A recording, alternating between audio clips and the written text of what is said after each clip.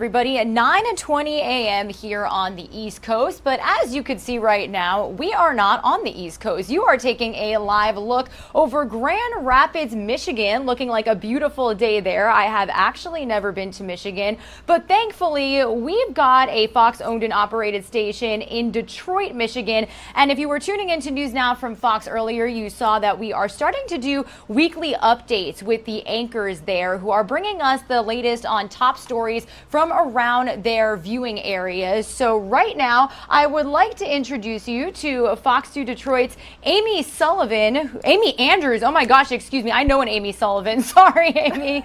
Amy Andrews is joining us from Fox 2 Detroit to give us a weekly update on the top headlines. How are you doing, Amy? Thanks so much for joining us.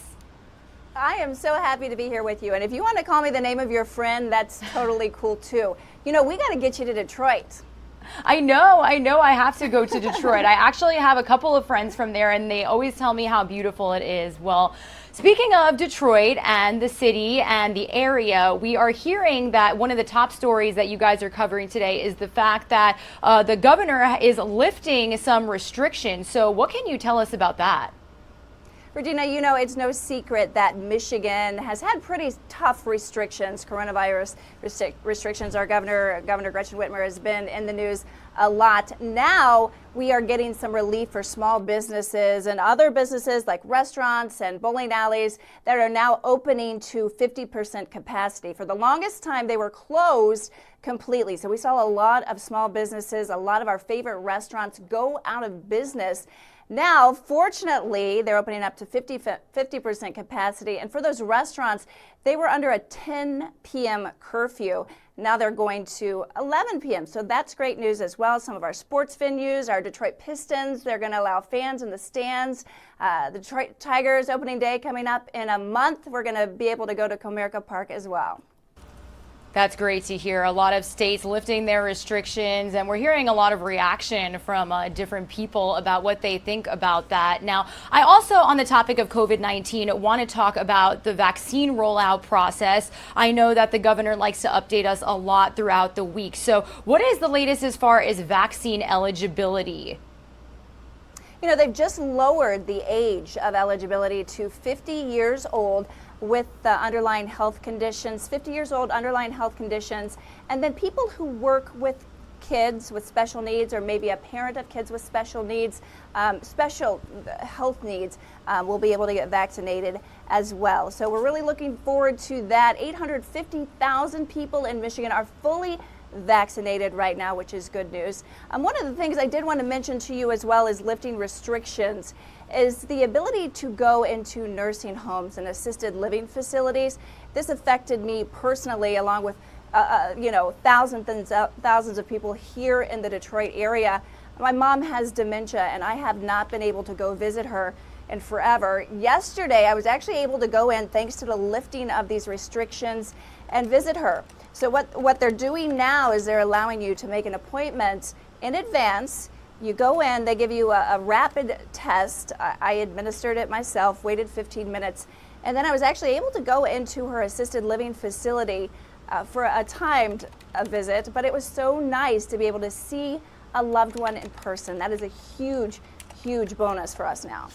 Oh, I'm sure. And, you know, as far as, you know, people's families, what have you guys talked to, you know, local Detroit members every day? So, you know, I know you're not the only one that wants to see family members. So, you know, as far as the restrictions being lifted, what are you hearing as far as community members out there? How are they feeling about these restrictions being lifted? It is, for most people, an absolute relief. Winters here in Michigan can be dismal and depressing as it is, and there's been a lot of mental health issues, a lot of people suffering, staying inside and really not being able to go out anywhere and interact with people. We've had kids home from schools. They are now getting to go back to school. I have a daughter. She is so happy to be back in 5th grade. You've never seen a child be so happy to go to school in your life. And these businesses, just being able to get out there and see other people, to hear that noise, you know, to see some friendly faces other than your cats or dogs at your house. It's just such a relief, and it really lifts your mood. Absolutely. Well, that is the latest on vaccine and COVID-19 related news in the Detroit area. Now, Amy, I do want to talk about another top story that you guys are covering. The Detroit mayor and Detroit Fire Department are making changes after 2 incidents of drunk driving crashes involving firefighters while on duty. It was actually the firefighters that caused the crash. Can you tell us about these 2 incidents? Yeah, it was really unfortunate. We love our Detroit Fire Department here. They work so very hard. And to hear this shocking news, the past couple weeks we've had 2 separate incidents where firefighters have been accused of drinking on the job, causing accidents. In the first incident, these firefighters were at a retirement dinner at a firehouse and got called out to an emergency. They actually crashed the rig into a parked vehicle on the way to that emergency. Now, in the second case, it was actually a battalion chief who was in the accident, and we have a video of his city-owned vehicle hanging off the overpass of a very, very busy highway here in Detroit. So right now, they are really in the mode to stop this. It's obviously very bad publicity for the fire department. Plus, they want to ease people's minds and let them know that they are safe when they are calling 911. So the city's leaders, they're blaming the incidents on the pandemic. It's causing the fire supervisors to work remotely, so they haven't been stopping by the firehouses, unannounced to check on the folks there. And also the stress of the pandemic on these firefighters. They're working under very stressful conditions. So they are going back to the rule book and enforcing, of course, the no drugs and alcohol policy. They are expanding the employee assistance program, and they're bringing that command staff back into some of the firehouses so they can keep an eye on what's going on. Yeah, definitely. And, has the chief responded, Amy? I mean, these are supposed to be first responders that are saving lives, and instead they're out there putting people in danger. What have officials said about these incidents? We're actually playing some of the video next to us right now, and you saw that car hanging over the overpass. It's a very dangerous situation. Absolutely. And you can imagine our shock to hear this and see it happening just days after this initial incident, which was shocking in itself. So fire officials, they have been very apologetic. They say this is not something that they are even remotely okay with. They are cracking down on it. They have this new 4-point plan in place to make sure that this is not something that's going on routinely. Obviously, a black eye on the department, and they want to get this under control to regain the confidence of the people in the community. Definitely. All right. Well, and that is the latest on that story. Now, one more top story to cover here, Amy, and it's a little bit on a lighter note. Gucci, we all know Gucci, a very high-end fashion label. They're actually teaming up with a Detroit fashion label in order to launch a new campaign, a new design. So what is the latest on that? I got to tell you, we are loving this here in Detroit. Detroit Versus Everybody is an amazing brand that just really represents the grit of Detroiters and all the things that we've been through as a city. You haven't been here. People get a bad rep from Detroit. The city gets a bad rep, but it is just grown by leaps and bounds, and so many wonderful things are happening here. And this was kind of born, this Detroit Versus Everybody label by Tommy Walker, who has just been a huge supporter and mascot for Detroit. Now Gucci is taking notice. So not only does it make it more on a world stage, it also is going toward different charities here to promote helping different social change and opportunities for communities of color. So you can buy these Gucci t-shirts. I don't know if you can find any online, because when I looked, they were sold out. $390. Yes, that's steep, but for Gucci, you're going to have to pay that much. But a lot of the money is going towards these wonderful charities. So you can also go into your local Gucci stores and buy them as well. Now, do we know, of all places, why did Gucci decide to collaborate with the Detroit brand?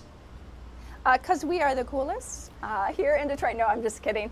I think people are starting to take note of just the fact that Detroit isn't just a place where people make cars. We do so many other things, and we actually have a flourishing fashion scene here. And this is one that is, representative of not only our fashion scene here, but also the strife that we've been through here in Detroit, and that we're not going to sit back and just let things happen anymore. It's Detroit versus everybody. So it's something that go ahead. Oh, no, sorry to interrupt you. Yeah, I was going to say, now I know you said t-shirts. What are some of the clothing items that we can expect from this collaboration? So right now it's just the t-shirts with the Gucci collaboration. And like I said, those are $390. But if you go on to Detroit versus Everybody's website, they have sweatshirts, they have kid sizes, they have tank tops, they have all kinds of things. I actually was a big fan of this label long before this Gucci collaboration came along, and they've done things for social justice.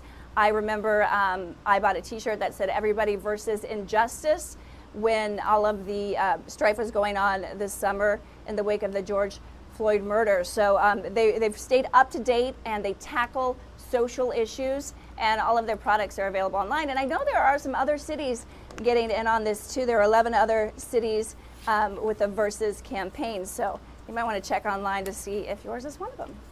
Absolutely. Well, Amy Andrews from Fox 2 Detroit, we are so excited to have you every week, and thank you so much for joining us for this update on top stories from your area. My pleasure, Regina. You have a great day. You too as well. And a huge thank you to Fox 2 Detroit for coordinating that hit. We are so excited to do these weekly updates because, as you guys know, we are a national show, so we have a lot of ground to cover. So being able to talk to the people that are living in these communities is just fantastic. So again, a huge thank you to Amy Andrews and the Fox 2 Detroit team. I'm going to send some of you on another 2-minute commercial break. We are expected to have some live events getting underway here soon.